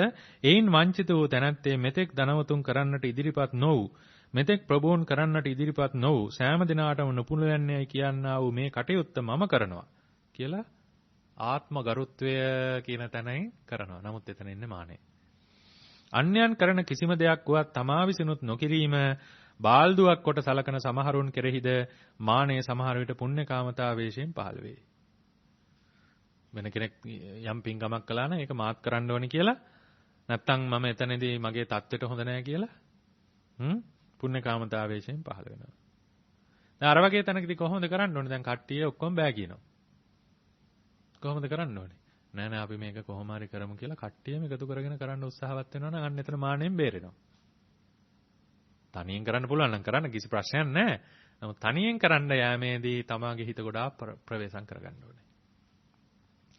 පරාර්ථකාමතාවේශයෙන් වංචක මානෙ. යම් කිසිවෙකු විපතටපත්ව වෙසෙන කල ඔහුට පිහිටවන්නට කිසිවෙකු ඉදිරිපත් නොවන බව දක්නා තැනැත්තා කෙරෙහි සමහර විට පරාර්ථකාමතාවේශයෙන් මානෙ පහළ වේ. එයින් වංචිත වූ තැනැත්තේ පොහොසතුන්ය, පරාර්ථකාමීන්ය, රටට ජාතියට වැඩ කරන්නන්ය කියා සිටින කිසිවෙකු පිහිට නොවන මොහුට මම පිහිට වෙමි ගෞරවයෙන් විපතටපත් තැනැත්තාට උපකාරයට ඉදිරිපත් වෙන්නේ. එහෙම උපකාර කරන්නේ අර උපකාර නොකරන අයට දොස් කිය. ඒක තමයි අර මානෙ ස්වභාවය. අර පින්කම කරන්නේ අනේ මේ මිනිස්සු වැඩක් නැහැ නේ, කොච්චර සල්ලි තිබ්බත් වැඩක් නැහැ. මෙහෙමවත් පිනක් කරන්න මේ මිනිස්සුන්ට හිත පහළ වෙන්නේ නැහැ කීකේ බැන බැන තමයි පින්කම කරන්නේ. ඒක තමයි මානෙ ස්වභාවය. මානෙ ස්වභාවය hina යනවා නේද අහනකොට. ඥාන වේශයෙන් වංචක මානෙ. සෙය්‍යමාන, සදිසමාන, හීනමාන වශයෙන් තෙවදෑරුම් වූ මේ මානෙ බොහෝ සෙයින් පහළ වෙන්නේ ඥානයේ ආකාරයෙනි. සෙය්‍යමානයාගේ කියන්නේ උසස් තමාට වඩා උසස් වශයෙන් තමා උසස් කොට ගත්තා වූ තැනැත්තාට වැටහෙනුයේ එය හිස් හැඟීමක් මානයක් වශයෙන් නොව සත්‍ය වශයෙන් ඇත්තා වූ තමාගේ උසස් බව පිළිබඳව තමාට ඇති වූ දැනීමක් ලෙසටය. යමක ඇතිසැටියේ දැනීම ඥානයේ බැවින් තමා කෙරෙහි ඇත්තා වූ තමා උසස් යන හැඟීම මානයයි ඔහුට කෙලෙසකින්වත් නොවැටහෙන්නේය. හෙතම තමා කෙරෙහි මානයක් ඇති බව නොපිළිගන්නේය. ඒ කියන්නේ තමා උසස් යන හැඟීම පිළිගන්නේ නැහැ. ඇයි ඒ? තමාට දක්ෂතා ගොඩක් තියෙනවා. රැවටුණා වූ ඔහුට තවදුරටත් ඒ ගැන කල්පනා කරතොත් නොඑක් ආකාරයෙන් නොඑක් හේතු උදාහරණ සහිතව තමාගේ උසස් බවම පෙනෙන්නේය. එයින් හේ වඩාත් රැවටෙන්නේ. රැවටුණා වූ හෙතෙම කිසිවෙකුට ගරු කරන්නට නැමෙන්නට නොකමැති වන්නේය. තමාට වඩා දැනුමැති අනෙකකු ඇති බව නොපිළිගන්නා හේ කිසිවෙකුගේ කීමක් අවවාදයක් අනුශාසනාවක් නොපිළිගන්නේය. එපමණකුත් නොව තමාගේ ඇඳුම් පැළඳුම් කෑම බීම සිරිත් විරිත් යන ආදියන් සැමටම වඩා උසස් කොට සිතන්නේය. වැටෙනව නේද? ඒක සරලයි. ඒවායේ නොමනාතන් වෙනස් කරන්නටවත් ස්වල්පයක්වත් අනුකරණය කරන්නටවත් නොකමැති වන්නේය. එයින් ඔහු දියුණුවට නොපෙමිණෙන සෑම කල්හිම ඒ தත්ත්වයේම සිටින කෙනෙක් හෝ වඩාත් පිරිහින කෙනෙක් හෝ වන්නේය. තමාට වඩා උසස්, ඒ කියන්නේ අන්න හැමෝටම වඩා තමන් උසස් කියන මට්ටමේ ඉන්න මානයට ගොඩාක් පාඩුයි. ඇයි කිසිම කෙනෙක්ගේ හොඳ දෙයක් ගන්න නැහැ. කිසිම කෙනෙක්ගේ යහපත් දෙයක් ගන්නෙ නැහැ. ගුණයක් තමන්ගේ ජීවිතයට ඇතුල් කරගන්නේ නැහැ. තමාගේ ව්‍යාපාරයට කෙනෙක්ගෙන් උපකාරයක් එහෙම නැත්නම් අනුශාසනාවක් උදව්වක් ගන්නෙ නැහැ. උපදේශක් ගන්නෙ නැහැ. එයාට ගොඩක් පාඩුයි. සදෘශමානයට රැවටුණු තැනැත්තාද තමා අන්‍යයන් හා සමතන්නේ තබා සිටමින් සෙය්‍යමාන කාර්යාසයම පිළිපදින්නේය. කොච්චර තමාට වඩා උසස් උගත් නුවණක් ප්‍රඥාවක් තියෙන කෙනෙක් වුණත් මෙයා හිතන්නේ එයාට ප්‍රඥාව, එයාට නුවණ මටත් පුළුවන් නේද ඒ කරන්න. එයාට විතරක් නෙමෙයි. ඔන්න සදිසමාන. හීනමාන ඇති තනත්තාට පෙනෙනුයේද එය තමාට ඇති වූ හිස් හැඟීමක් මානයක් හැටියට නොව සත්‍ය වශයෙන් ඇත්තා වූ තමාගේ හීනත්වයේ පිළිබඳ ඇති වූ දර්ශනයක් හෙවත් ඥානයක් හැටියටය. හීනමාන ඇති තනත්තා නිතරම අනුන්ට අවනත වන ගරු නොකල යුත්තන්ටද ගරු කරන කෙනෙකි. එයින් වංචිත වූ තැනැත්තේ උසස් වන්නට සිතා තමා විසින් උසස් යයි සලකන අනුන් අනුකරණය කරන්නෙක් වන්නේය. අනුන් කරන සැටි බලා එයට අනුව කතාව, කෑම බීම ඇඳුම සිරිත විරිත පවත්වන්නට උත්සාහ කරන්නෙක් වන්නේය. අනුන් අනුකරණය කළ යුතු තැනදී එසේ නොකිරීමය. සෑම තැනදීම අනුන් අනුකරණය කිරීම යන මේ දෙකම පරිහානියට හේතුය. අනුකරණය කරන්න ඕන තැන අනුකරණය කරන්න ඕනේ. අනුකරණය නොකළ යුතු තැන අනුකරණය කරන්න සුදුසු නැහැ. එහෙම දෙකේදීම අනුකරණය කරන්න ඕන තැන අනුකරණය දැන් අපි හිතමු හැඳි ගෑරුප් වලින් කන තැනකට ගියයි කියලා. නේද? එතනේ Tamanට අතින් කන්න පුළුවන්ද? අමාරුයිනේ නේද? එතන අත හොදන්න වතුරක් නැහැ. මුකුත් නැහැ. ඉතින් අනුකරණය කරලා ඒ දේ කරන්න වෙනවා. මාන්නෙන් අතින් කන්න ගියොත් අත හොදන්න විදිහක් නැති වෙනවා. එහෙම නැත්නම් ගැහරුප්පු උගුරු ඇනිලා ඉස්පිරිතාලේ යන්න වෙනවා. ඉතින් ඒ නිසා අනුකරණය කරන්න ඕන තැන කොහොම හරි ජාමි බේර ගන්නවා කියන්නේ ඒක කරගන්න ඕනේ. නේද? ඉතින් එතනදී තමන්ගේ මානෙ ඉස්සරහට දාගෙන නෑ මං කොහෙ ගියත් මේකෙන් තමයි කොහෙ ගියත් මං අතින් කන්නේ අපි සිංහලයනේ. අන්න එතකොට සිංහලකම එනවා ඔළුවට.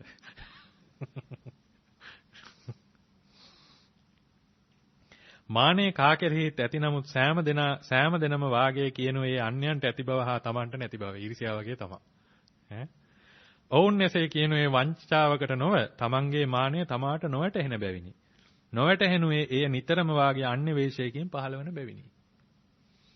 ඊර්ෂ්‍යා කරන කෙනත් කියන්නේ මම ඔය අනිත් අය වගේ ඊර්ෂ්‍යා කරන්නේ නැහනේ. මානෙ තියෙන කෙනත් එහෙමයි කියන්නේ. මම ඔය බලන්න මේ ඔක්කොම මානෙ මම එහෙම නැහැ. මං පුළුවන් තරම් අනුන්ට උදව් කරනවා. ඒ කියන්නෙම වංචක ස්වභාවයමයි. වංචක ස්වභාවයමයි. එනිසා ලබන ඉරිදා වෙනකන් ඉවසමු වංචක ධර්ම ඉවර කරන්න. වංචක ධර්ම අවසానයි ලබන ඊළඟ දවසේ ඊළඟට තින් චිත්තෝපක්ලේශ පුළුවන් තරම් කරමු නේද? ඒ නිසා දැන් ලෝභය, රාගය, ද්වේෂය, ඊර්ෂ්‍යාව, මාත්සර්ය, මසුරුකම, මානය. ඔන්න ක්ලේශ ධර්ම 6ක් ගැන වංචා කරන ස්වභාවය තේරුම් ගත්තා. ඔය පොත කටපාඩම් කරගත්තත් පාඩු නෑ. නේද? කටපාඩම් කරගත්තත් පාඩු නෑ. අර වන්දනාවේ තව සුළු කාරණයක් කියන්න තියෙනවා මේ පාලි වල අදිවාසේ කොහොමද කියන්නේ? අදිවාසේ තුනෝ බන්තේ නෙමෙයි. අදිවාසේතු නොබන්තේ. අදිවාසේතු කියන්නේ එක වචනයක්. නෝ කියන්නේ එක වචනයක්. බන්තේ කියන්නේ එක වචනයක්. අදිවාසේ තුනෝ බන්තේ නෙමෙයි. අදිවාසේතු නොබන්තේ. එක හදා ගන්න ඕනේ. ඈ නෝ කියන්නේ මොකද්ද? අප කෙරෙහි. ඔය තේරුම් දන්නවද? බන්තේ භාග්‍යවතුන් වහන්සේ උත්තම පතිගන්හාතු මුත්තමං නෙමේ මුත්තම. ඒක නම් හරියට කියනවා. පතිගන්හාතු මුත්තම. උත්තම වූ සම්මා සම්බුදුරජාණන් වහන්සේ ඉමං ගිලාන පච්චයන් ඉමං අනුකම්පං උපාදාය අනුකම්පා උපදවා මේ ගිලම්පස අනුකම්පා උපදවා කියන නෝ අනුකම්පං උපාදාය අප කෙරෙහි අනුකම්පා උපදවා මේ ගිලම්පස අදිවාසේතු ඉවසා වදාරණ සේක්වා. අදිවාසනය කියන්නේ ඉවසීම. පිළිගැනීම හා සමාන. ඉවසා වදාරණ සේක්වා. ඒ නිසා අදිවාසේතු නෝ භන්තේ. හොඳයි. ආකාසට්ඨා ච බුම්මට්ඨා දේවා නාග මහිද්దికා පුඤ්ඤන්තං අනුමෝදිත්වා චිරං රක්ඛන්තු ශාසනං චිරං රක්ඛන්තු දේශනං චිරං රක්ඛන්තු මම් පරං අභිවාදන සීලිස්ස නිච්ඡං වද්ධාපචායිනෝ චත්තාරෝ ධම්මා වඩ්ඩන්ති ආයුවන්නෝ සුඛං බලං ආයුරාෝග්‍ය සම්පatti සග්ග සම්පatti මේවච අතෝ නිබ්බාන සම්පatti ඉමිනාතේ සමිජ්ජතු සුපත්